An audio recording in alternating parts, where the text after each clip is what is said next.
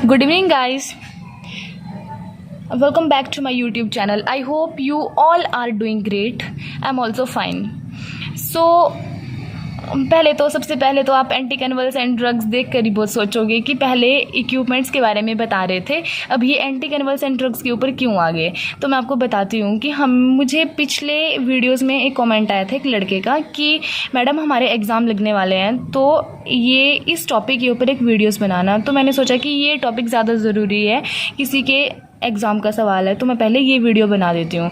तो चलो स्टार्ट करते हैं अपना टॉपिक आज का।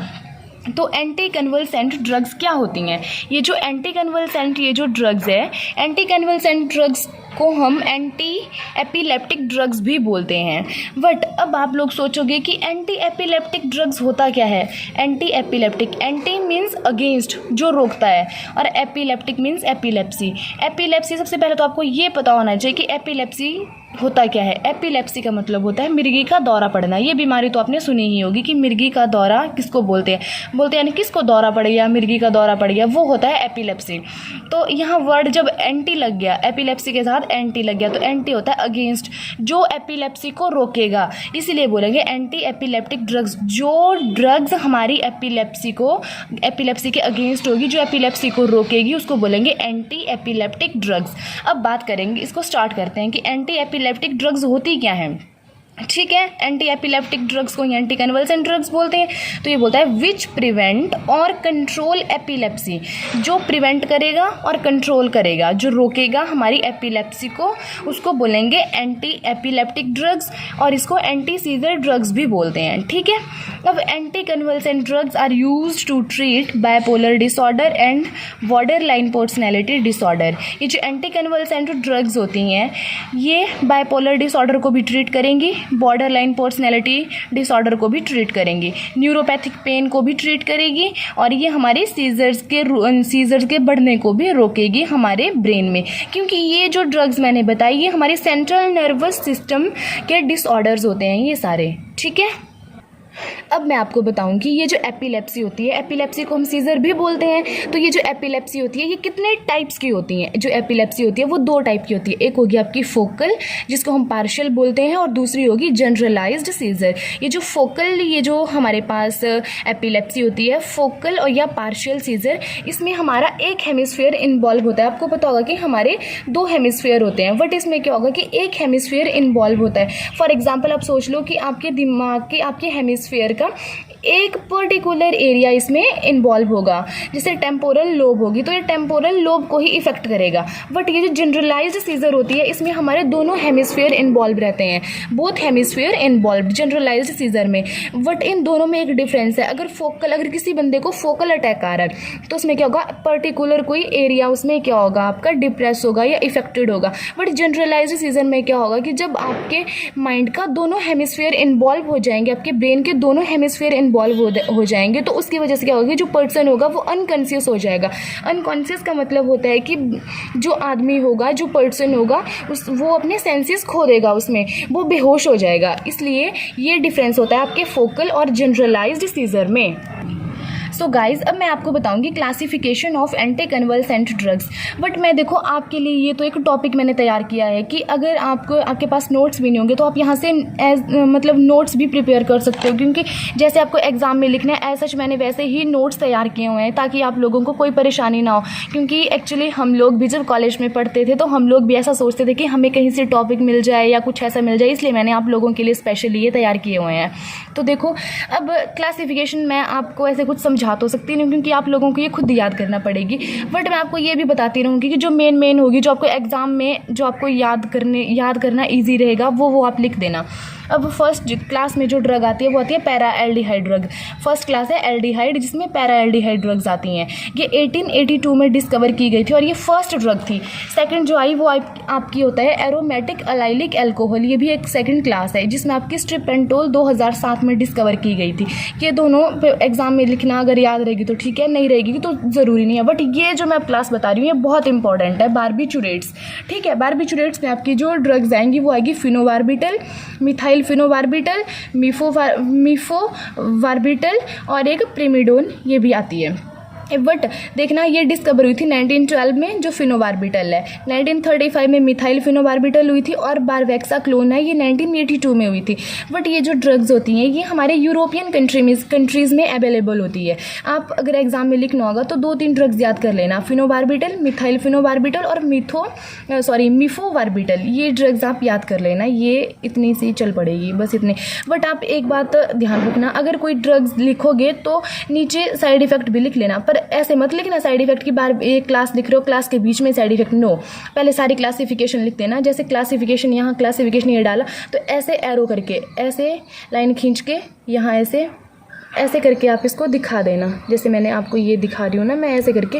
फॉर एग्जांपल यहाँ आप यहाँ लिख रहे हो बारबिचुरेट्स, तो बारबिचुरेट्स में नीचे कितनी ड्रग्स आएंगे वो ऐसे करके एरो करके। ये एग्ज़ाम मतलब जैसे आप एग्ज़ाम करते हो ना, एग्ज़ाम करने का एक ही पैटर्न होता है कि कैसे आपको लिखना है। फर्स्ट क्लास बारबिचुरेट्स आ गई, सेकेंड जो भी होगी से एल्डिहाइड होगी या थर्ड एरोमेटिक होगी, तो ऐसे एरो करके अगर आप एक शीट पर बनाओगे तो वो दिखने में भी बहुत अच्छा होगा और उसके फुल मार्क्स मिलते हैं।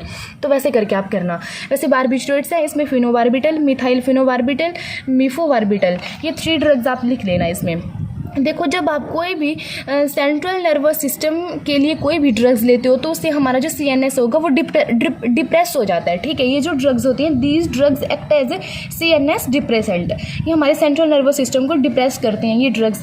दे spread wide spectrum of effect, ये जो ड्रग्स होती हैं ये वाइड स्पेक्ट्रम में क्या करिए अपना इफेक्ट शो करेगी। जैसे हमें वैसे भी आपने सोचा होगा कि जब हम दवाई खाते हैं तो उससे हमें ज़्यादा नींद आती है, हमें चक्कर आने लगता है, ये सारे साइड इफ़ेक्ट होते हैं हमारे ज़्यादा अगर हम ऐसी दवाइयाँ ज़्यादा खाते हैं तो उसकी वजह से। जब सोच लो सेंट्रल नर्वस सिस्टम के लिए एपिलेप्सी, सीजर अटैक आ रहा है तो उसके लिए हम सेंट्रल नर्वस सिस्टम के लिए कोई दवाई खा रहे हैं तो उसके साइड इफ़ेक्ट तो होंगे ही होंगे। अब बात करेंगे सेकंड क्लास की। नेक्स्ट आएगी बेंजोडाइजेपिन। बेंजोडाइजेपिन में आ गया क्लोवेज़ैम, क्लोनाज़ेपैम, क्लोराज़ेपेट, डाइज़ेपैम, मिडाज़ोलम, लोराज़ेपैम, नाइट्राज़ेपैम, टेमाज़ेपैम और निमेटाज़ेपैम। अब देखो भाई याद तो आपको करना है, मैंने तो ये बना दिए हैं नोट्स, आप यहाँ से तैयार कर लेना और खुद पढ़ लेना एक बार फिर से। देखो जो इंपॉर्टेंट है जो याद रखने लगा हुआ है, क्लोवाज़ैम, मिडाज़ोलम, डाइज़ेपैम, लोराज़ेपैम और ये ड्रग्स। वैसे अगली क्लास है ब्रोमाइड में आएगी पोटेशियम ब्रोमाइड। इसकी मैं आपको एक बताती हूँ। जब 1857 में जब ये जो पोटेशियम ब्रोमाइड ये जो ड्रग है ये डिस्कवर की गई थी तो मेनली ये हमें डॉग और कैट्स को देते थे हम लोग। ह्यूमन बींग्स में ये लॉन्ग टाइम के लिए हम दे नहीं सकते थे, क्योंकि अब खुद सोच लो मतलब हमारे पशुओं की दवाइयाँ अगर इंसानों को देंगे तो खुद ही सोच लो उसका साइड इफेक्ट क्या होगा। इसलिए ह्यूमन बींग्स को देते तो थे बट बहुत कम। मेनली ये जो यूज़ की जाती थी पोटेशियम ब्रोमाइड ये जो ड्रग है डॉग्स और कैट के लिए ही बनी थी, जिनको डॉग और कैट्स को जो सीजर का कोई बीमारी होती है उनको दी जाती थी। अगली आ गई आपकी कार्बामेड्स, फेल्वामेड्स आती है इसमें। वैसे ही देख लो ये आप खुद पढ़ना पड़ेगी। कार्बोक्सामाइड में आएगी आपकी कार्बामेज़ापाइन होगी, ऑक्साकार्बामेज़ापाइन हो गई। वैसे ये ड्रग्स है। फैटी एसिड्स में आ गई आपकी वेल्पोरेट्स होगी, विगावेट्रिन होगी। वैसे ही अब आपको ये खुद याद करना पड़ेंगे। Next class is your fructose derivative, जिसमें आपकी टॉपिरामेट आती है। हाइडेंटोइन ये बहुत इंपॉर्टेंट है, ये हाइडेंटोइन ये ज़रूर एग्जाम में लिखना। हाइडेंटोइन में आएगी आपकी इथोटोइन, फेनेटोइन, ये ड्रग बहुत यूज़ की जाती है। ये होगी आपकी मिफेंटोइन और ये ड्रग्स मेनली यूज़ की जाती हैं। नेक्स्ट आ गया आपका ऑक्जेलिडिन। ये सारी क्लासेस अब खुद भी पढ़ लेना आप लोग, मैं आपको सारी ये वीडियोस दिखा रही हूँ, आप ये सारी पढ़ लेना। प्रोपियोनेट्स होगी जिसमें ये बिक्लामाइड आ रही है। ये सारी ड्रग्स आपके लिए बहुत इंपॉर्टेंट है, ये आप पढ़ लेना। सक्सिनिमाइड्स में देखो कौन कौन सी आती है। इथोसक्सीमाइड ये देखो, ये सक्सिनिक एसिड ये भी बहुत इंपॉर्टेंट है। पायरोलिडाइंस ये भी इंपॉर्टेंट है। और जो इम्पॉर्टेंट है उसके ऊपर मैं स्टार लगा रही हूँ, पेरीमेडियोन्स, प्रोपियोनेट्स, ये जो ड्रग्स हैं ये बहुत इंपॉर्टेंट है। सक्सिनिमाइड्स ये ज़रूर लिख देना एग्जाम में, इसके अंदर कितनी ड्रग्स आती हैं वो लिख लेना, ये भी लिख लेना। ये क्लास भी आप ज़रूर पढ़ लेना। सल्फोनामाइड, इसमें कौन सी ड्रग्स आती हैं, ठीक है। ये मैं आपको दिखा रही हूँ, ये आप लोगों के लिए बहुत इंपॉर्टेंट है। स्पेशल आप लोगों के लिए मैंने ये टॉपिक तैयार किया हुआ है तो आप पढ़ लेना ये। देखो अब हम जो सबसे मेन इम्पॉर्टेंट टॉपिक है उसके ऊपर आएंगे, जो है mechanism of action. Mechanism of action में क्या होता है अब मैं आपको बताती हूँ। देखो, मैकेनिज़्म ऑफ एक्शन पढ़ने से पहले आपको ये पता होना चाहिए कि मैकेनिज़्म ऑफ एक्शन मतलब इसमें कौन कौन से न्यूरोट्रांसमीटर का यूज़ होता है। दो टाइप के न्यूरोट्रांसमीटर जो मेन होते हैं वो होते हैं एक एक्साइटेटरी न्यूरोट्रांसमीटर और second is your inhibitory neurotransmitter. तो क्या करोगे आप, बिल्कुल ऐसे 3 न्यूरोट्रांसमीटर बनाओगे। एक न्यूरोट्रांसमीटर ऐसे बना देना, सेकंड ऐसे और एक है थर्ड ऐसे। 3 न्यूरोट्रांसमीटर बना दिए। अब मैं इनकी वर्किंग आपको समझाती हूँ। ये जो मैंने बनाया ऊपर वाला, ये है आपका एक्साइटेटरी न्यूरोट्रांसमीटर। ये जो सेकंड है ये है इनहिबिटरी न्यूरोट्रांसमीटर। अब इसकी वर्किंग मैं आपको समझाती हूँ कि हमें जो एपिलेप्सी का अटैक आता है वो अटैक आता क्यों है और कैसे वो आता है। अब देखो स्टार्ट करती हूँ। ये जो हमारे पास क्या है, ये है ग्लूटामेट वेसिकल। इसके अंदर हमारे पास क्या है, एक्साइटेटरी न्यूरोट्रांसमीटर है। ध्यान से समझना, ये ग्लूटामेट वेसिकल है। क्या हुआ इसमें, क्या था इस न्यूरोट्रांसमीटर में, हमारे पास ये आयन चैनल होते हैं। आयन चैनल होंगे उसमें।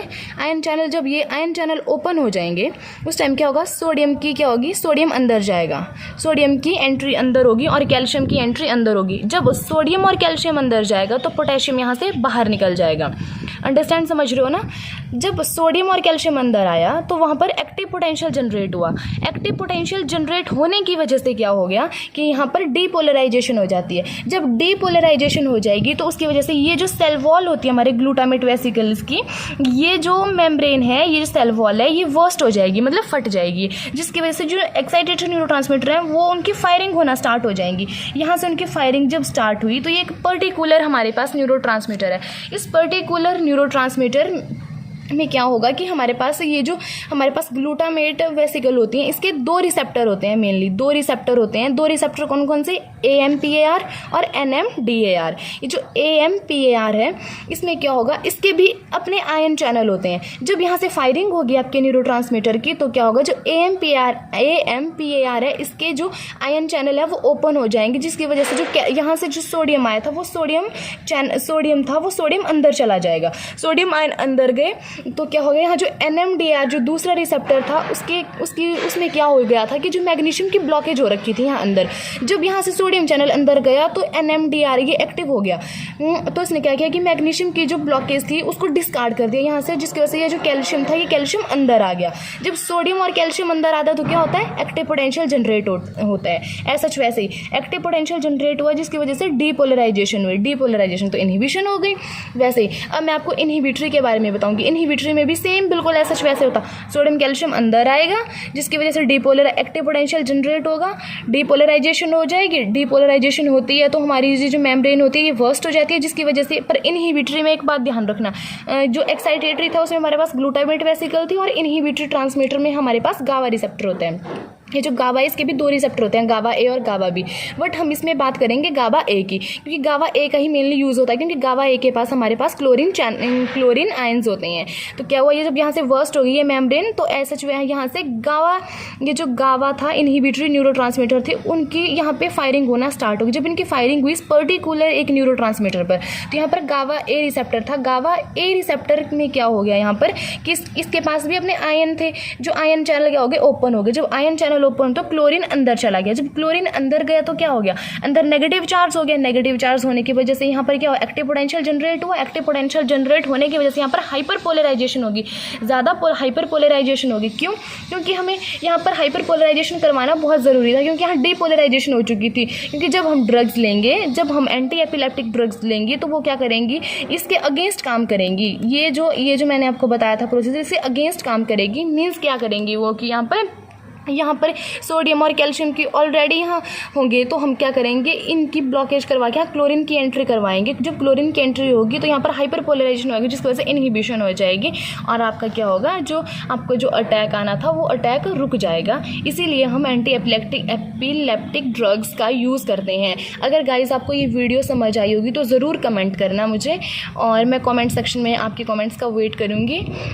और अगर आपको कोई और वीडियो चाहिए होगी तो भी आप मुझे बताना, मैं आपके लिए I am always ready. And thank you so much.